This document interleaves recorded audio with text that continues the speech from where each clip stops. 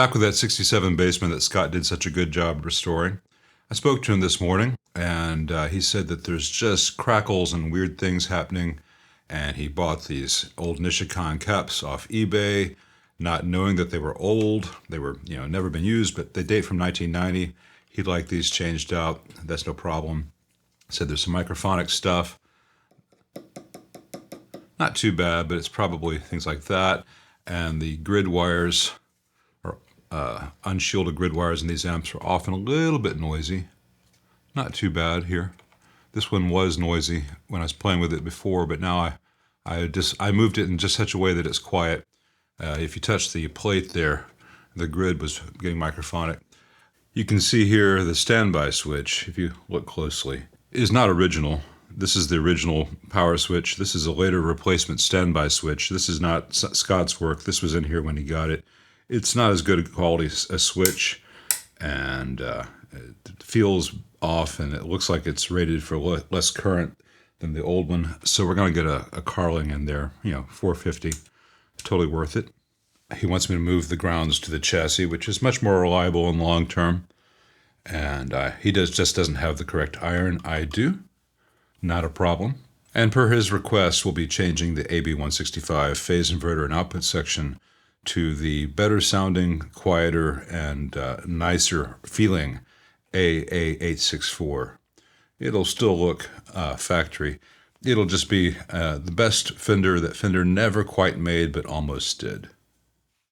I'll spare you some of the stuff I did to troubleshoot, but I'll talk about a few things that I found. This switch is semi-broken, and he soldered it as a kind of a sort of a fix. It is working, but once those switches begin to fail, the phenolic gets weak. Life is not long for those.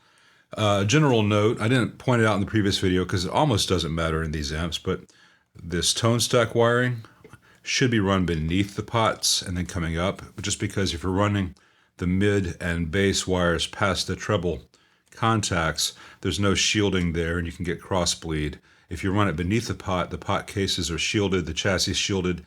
It keeps it much farther away from these unshielded connections on the pots. So I'll be moving the tone stack looms for both channels beneath the pots. The volume pot here is non-original, and the taper seems to be a little bit off. I'm about to test, make sure it's musically good. If I need to replace it with the proper J taper, I will.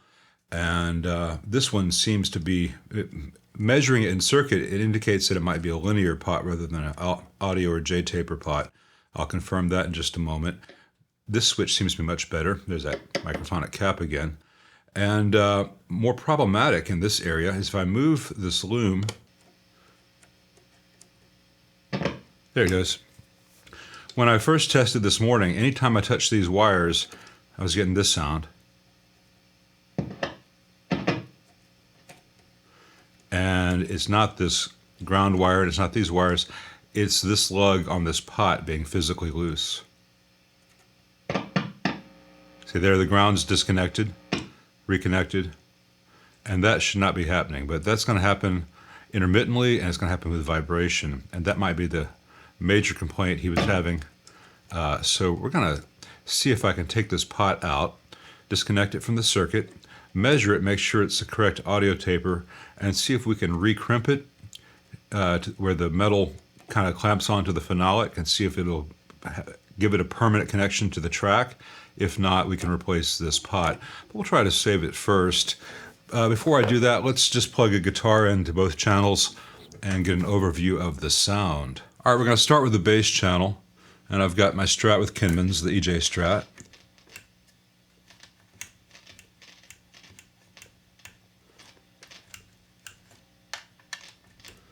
Need to clean the contacts on that jack.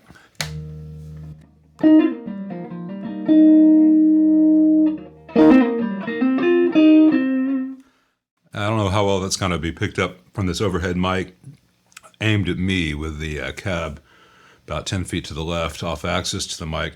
But in the room, at least, to me, this is really dark sounding, and I've got a Strat. Here's bridge middle.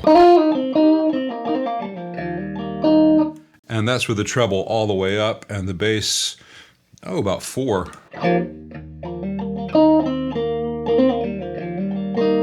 And that neutering of the highs is due to, if I can find where I put my pointer, it's due to this 10 nanofarad snubber cap across this 100K plate. Just dumps the high end. Maybe I'll remove that on camera and let you hear the difference. Let me test the deep switch first.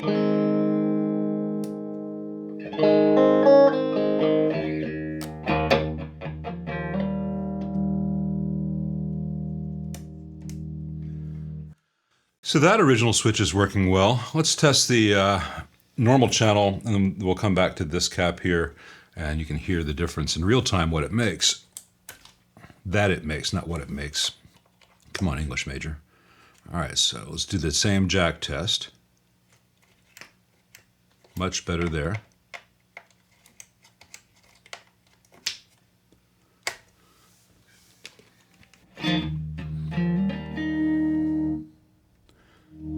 All right, yeah, this is a standard CTS 1 meg audio taper pot, 10% versus the 25, 30% that would have been original. But more importantly, like many CTS 1 meg audio taper pots, it's got what I call CTS disease, where the 500Ks and the 1 meg audios, there's just nothing below 9 o'clock.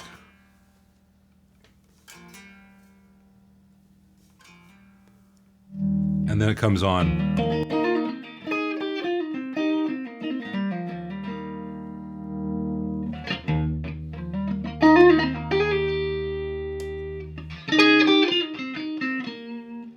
Well, that cap's good, and the switch is working, but a Switchcraft higher quality switch for that's not going to fail 6 months from now while he's playing. It's only like $3-4, so I'll put one in there. I think I can leave the original one on the normal channel. Let me remove this cap on camera, and we'll hear the difference it makes. Let me go back to that bass channel, and the bass channel is quite good for guitar as well.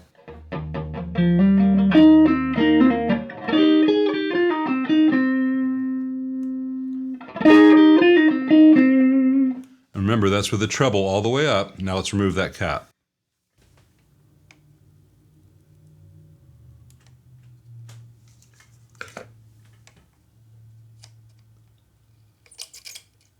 I will neaten that up when the amp is done. But let's hear what the treble response is now. Hear that white hiss?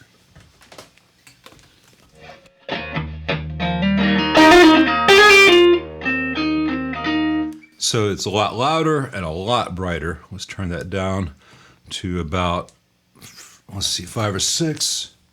Yeah, 5.5. That's a good noon starting point. Go back to bridge middle.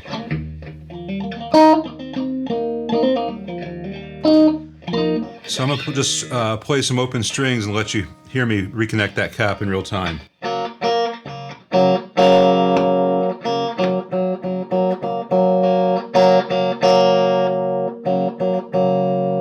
Yeah, so that cap really isn't doing anyone any favors. That cap was because Leo had a very 1940s idea of what bass should and therefore could sound like. Tell you what, let's have a little bit of fun with this. Let me hook up a bass loop.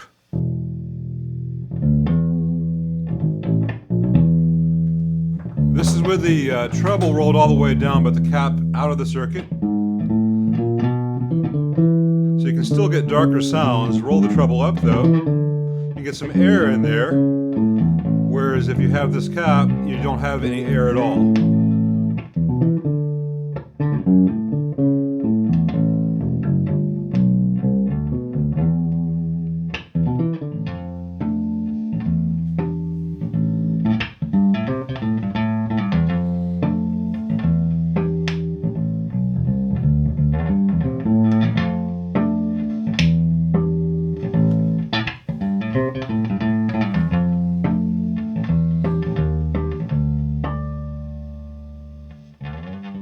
So yeah, we'll definitely be taking that cap out and just giving it the 500 picofarad that's currently on the other channel. But right now, let's open up that volume pot with a bad ground connection and see if we can fix that and not have to replace it.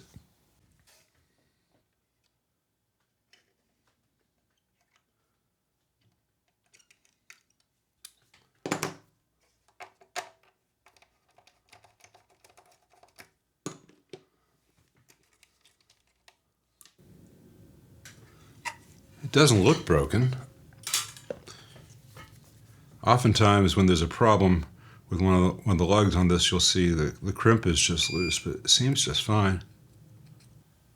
Making sure the solder isn't hiding a break. But it looks to be really, really healthy. So maybe this was just a bad solder joint. Sometimes that happens.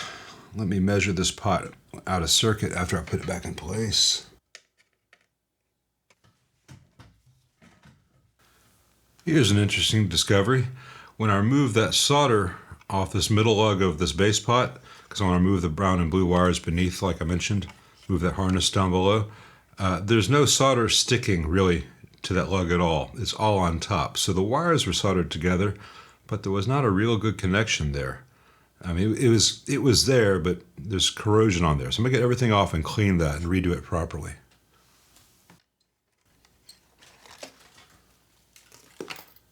All right, now it's tinned properly, so we can reconnect things and know that they're gonna have a really good connection. All right, so all that's redone and got actual tinning on that lug, so that lug is actually part of the electrical party now. And you know, I did not measure any physical break or mechanical weakness between this lug and the track in this pot. For all I know, the crack's inside the pot. This may not have fixed it. It may have just been a bad solder joint there, like I suspect that one was becoming. We'll find out in just a moment. All right, seemingly that was just a bad solder joint. What can happen, as was shown on this one, where there was just tarnish on that lug and absolutely no solder sticking to it, was you can have a situation like that where it looks like there's solder because the wire is going through the lug and there's solder and the solder is attached to the wire, but the solder was not actually adhered to the lug itself. And so that's why we had that intermittent. But I had to verify, and this is the correct taper pot. This one is not, so I'll be ordering one 30% audio taper over here. As you saw, I moved the treble middle bass wire harness down, but you know, both for the shielding away from these lugs, as I mentioned, and also to run it along the chassis, which is also quieter than up in the air, even for just a short period of time. So I'll be doing the same thing over here when I get the new pot for this channel, and I've removed that nasty sounding 10 nanofarad cap and moved the 500 picofarad from here to here, and this channel will now sound a lot better for both bass and guitar. And as I showed, roll the treble down, you can still get a lot of the old stock sounds, but you're not limited to the electric tuba experience. So I think we're in a good place to stop here. I'm gonna order some parts, both to do, to get that and that so that pot and that switch and the standby switch, and some parts needed to properly do the A8864 conversion, and some more caps for in here. I think I might have enough to do that, but if not, I need to order another 30 or 50 of those because I use them all the time. Other than that, the amp seems pretty good. There's a little bit more hum than I'd like. I'm going to wait until the output section has been changed over to worry about that, because it's just not that good a circuit. And sometimes with the heater balance resistor like this, it can disguise a problem with leaking voltage through these caps. These are 400 volt caps, and sometimes they leak. So I'm also going to go through here and make sure that these don't leak before I do anything crazy, but that'll be when I redo this to A864. I'll be retaining the bias balance, but I'll be verifying we have no leakage before I put that into permanent service. So, this is just kind of next level stuff. Scott did a great job on the stuff he knew to do, and now it's time for me to get in there and do the stuff that, no matter how great a job Scott did on this, at some point he was doing what he had seen to do, and now it's time for me to earn my keep. And finding things like hidden bad solder joints, that's part of it. The deep magic, as C.S. Lewis would say.